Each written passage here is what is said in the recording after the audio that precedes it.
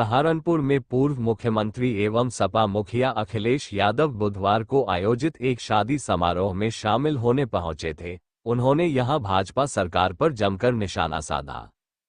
उत्तर प्रदेश में मस्जिदों में खोदाई के सवाल पर समाजवादी पार्टी के राष्ट्रीय अध्यक्ष एवं पूर्व मुख्यमंत्री अखिलेश यादव ने कहा कि खोदने से भाईचारा खत्म हो रहा है, भाजपा सरकार जानबूझकर ऐसा कर रही है। अखिलेश यादव हवाई जहाज से लखनऊ से सरसावा एयरपोर्ट पहुंचे, जहां से बाय रोड अंबाला रोड स्थित एक बैंक्वेट हॉल में आयोजित शादी समारोह में शामिल हुए। यहां करीब 25 मिनट ठहरने के बाद उन्होंने मीडियाकर्मियों से बात की। इसके बाद वह पूर्व विधायक वीरेंद्र ठाकुर के जैन कॉलेज रोड स्थित निवास पर पहुंचे, जहां करीब 20 मिनट तक रुके। मीडिया से बात करते हुए उन्होंने सभी मुद्दों पर बेबाकी से अपनी राय रखी। दिल्ली का भी सदन नहीं चला और वहां भी आप जानते हैं कि सरकार की तरफ से किस तरह की भाषा का इस्तेमाल हुआ। हम आप सब बाबा साहब भीमराव अंबेडकर जी को बहुत सम्मान करते हैं। बाबा साहब भीमराव अंबेडकर जी का योगदान इस देश के संविधान बनाने में और इस देश को एक ऐसा संविधान जिसमें सबको हक और सम्मान मिलता है, वो बाबा साहब भीमराव अंबेडकर जी ने दिया। यूपी की हालत जो है, हमारे जो मुख्यमंत्री जी, उनकी भाषा तो ऐसी है कि अगर आप सुने तो आपको भी गुस्सा आ जाएगा। उनकी जो भाषा सदन में है वो शायद डेमोक्रेटिक नहीं है, एक सम्मान की भाषा नहीं लगती है। अगर राइट टू स्पीच है तो कहीं ना कहीं हमें राइट फॉर सम्मान की भी बात करनी पड़ेगी। जहां तक मिलने मिलाने की बात है, मैं आपसे बड़े सम्मान के साथ कहना चाहता हूं कि हम लोग खोदने वालों में से लोग नहीं हैं।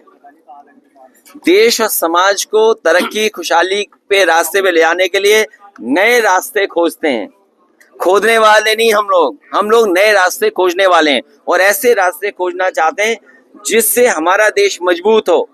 जहां तक संभल की घटना है, जब कभी भी जांच होगी, सरकार कटघरे में होगी और अधिकारियों के खिलाफ कार्रवाई भी होनी चाहिए और दोषी भी वही पाए जाएंगे। सहारनपुर में अपनी मांगों को लेकर क्रांतिकारी महिला संगठन से जुड़ी दर्जनों महिलाओं ने जिला मुख्यालय पहुंचकर प्रदर्शन करते हुए एक ज्ञापन जिला प्रशासन के अधिकारी को सौंपा।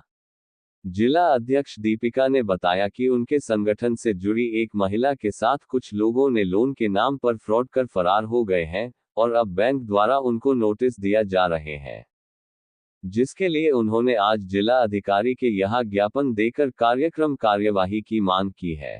ये महिला जो है, ये हमारे संगठन से जुड़ी हुई हैं। इनके पति ने मकान को बनवाने के लिए 5 लाख रुपया इंडियन ओवरसीज बैंक घंटाघर से लिया था। तो ये लगभग वो किस्तें उतार ही रहे थे। तो उसके बाद वो जो एजेंट था सुधीर चौधरी, उन्होंने इनको बातों में लेके ये बोला कि 1 लाख की स्कीम निकली हुई है, आप जो हो ये 1 लाख रुपए लेके अब मकान में जो काम रह गया आपका ये करवा लीजिए। तो ये अनपढ़ हैं, हस्बैंड भी इनके पढ़े लिखे नहीं थे। इन्होंने साइन कर दिए कि ठीक है हम 1 लाख रुपया और ले लेते हैं इस पे। उन्होंने साइन करवा लिए इनसे 1 लाख रुपए के कह के। अब इनसे जब वो लोन हो गया बैंक से, तो ये गए वहां पे जानकारी लेने के लिए कि क्या रहा हमारे लोन का। तो उन्होंने बताया कि आपका लोन ये कैंसिल हो चुका है, जबकि उन्होंने उस लोन पे 10 लाख रुपया इनके बेनामे पे लेके, वो सुधीर चौधरी और बैंक का मैनेजर जी सब मिले हुए थे और वो फरार है। उसके बाद इनके मकान पे नोटिस आने लग गए जब इन्हें पता लगा कि हमारे बेनामे पे 10 लाख रुपए का धोखा लेके और वो बंदे फरार है। अब जब से ये महिला कभी चौकी जा रही है, कभी थाने जा रही है, कभी कहीं जा रही है, कभी कहीं जा रही है, इनकी कोई सुनवाई नहीं हो रही है। इनके जो हस्बैंड थे वो भी परेशान होके, उनको भी बैंक से प्रेशर दिया जा रहा था कि आपने इतना लोन लिया है, आप किस्तें उतारिए। उन्होंने जो था सुसाइड कर लिया इनके हस्बैंड ने। अब ये महिला जो कमाने वाली थी, ये कहाँ से भरेंगी बताइए आप।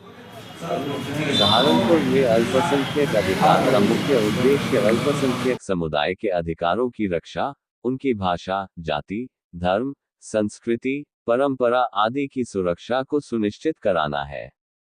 उक्त विचार अंबाला रोड स्थित एक सभागार में ऑल इंडिया उर्दू तालीमी बोर्ड शाखा सहारनपुर के तत्वाधान में आयोजित अंतर्राष्ट्रीय अल्पसंख्यक अधिकार दिवस के कार्यक्रम में रखे गए। इस दौरान अधिकारों के प्रति लोगों को जागरूक किया गया। कार्यक्रम को संबोधित करते हुए हाजी साबिर अली खान, अध्यक्ष उर्दू तालीमी बोर्ड, ने कहा कि अल्पसंख्यक विभाग की ओर से चलाए जा रहे योजनाओं के बारे में लोगों को जानकारी दी। इस मौके पर नवेद उल हक सिद्दीकी, सिकंदर राना, मोहब्बत अब्बास, उज़ैर सिद्दीकी, नवेद सिद्दीकी, रहमान, मोहब्बत तौकीर, अमित काम्बोज, बरकत होलत, नसीब अहमद आदि मौजूद रहे। कार्यक्रम का संचालन सलमान थानवी, प्रबंधक अल अमीन एंग्लो एराबिक स्कूल ने संयुक्त रूप से किया। दिसंबर का दिन है, 18 दिसंबर इंटरनेशनल माइनॉरिटीज डे है, रूप में मनाया जाता है।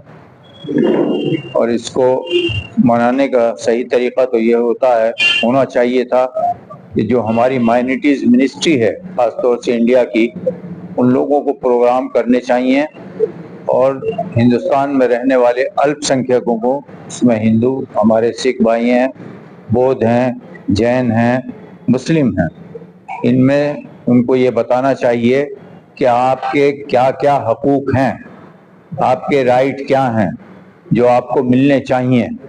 और क्योंकि मैं समझता हूँ कि जब एजुकेशन की कमी होना की वजह से और आदमियों का, पब्लिक का एक शौक भी नहीं है किताबें और अखबारात को पढ़ने का, उस वजह से उन्हें ज़्यादातर को ये मालूम ही नहीं है कि माइनॉरिटीज़ भी कोई मिनिस्ट्री इंडिया के अंदर है और उसके अंडर में क्या क्या चीज़ें आती हैं जो माइनॉरिटीज़ को मिलनी चाहिए, माइनॉरिटीज़ के कितने हकूक हैं जो उनको मिलने चाहिए।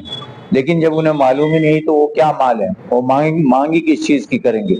इसलिए ये सारी जिम्मेदारी है मिनिस्ट्री ऑफ माइनॉरिटीज़ की, जो बिल्कुल मैं समझता हूँ नाकारा है और सिर्फ वो नाम चारे के लिए बनाई हुई है, कोई काम किसी तरह का वो नहीं कर रही। हर जिले में एक माइनॉरिटीज अधिकारी मुतय्यन किया जाता है गवर्नमेंट की तरफ से, उसे फ्री में तनख्वाह दी जाती है, क्योंकि वो अपना कोई काम किसी भी तरह से अच्छी तरह से निभाने की कोशिश ही नहीं करता। उसका काम तो ये है कि माइनॉरिटीज को बताए तो भाई तुम्हारे क्या क्या हकूक हैं, मैं तुम्हारी इस काम को करो, मैं तुम्हारी मदद करूंगा, मैं तुम्हारी सब बात ऊपर गवर्नमेंट तक पहुंचाऊंगी।